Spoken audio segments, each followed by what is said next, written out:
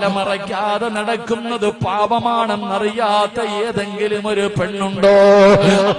തലയുടെ ഒരു രോമം പോലും വെളിയിൽ കാണിക്കരുതെന്ന് നിന്റെ മതം പഠിപ്പിക്കുന്നല്ലോ, നീ പഠിച്ചിട്ടില്ലേ? അല്ലാഹുവിന്റെ റസൂൽ എവിടെന്ന് പറയുകയാ, നാളെ പടച്ച റബ്ബിന്റെ പരലോകത്ത് അല്ലാഹു ഒരു പെണ്ണിന്റെ തലയിലേക്ക് തീയുടെ ഒരു തൊപ്പി അല്ലാഹു ധരിപ്പിക്കുകയാണ്. ആ തൊപ്പി അങ്ങ് തലയിൽ വെക്കുമ്പോ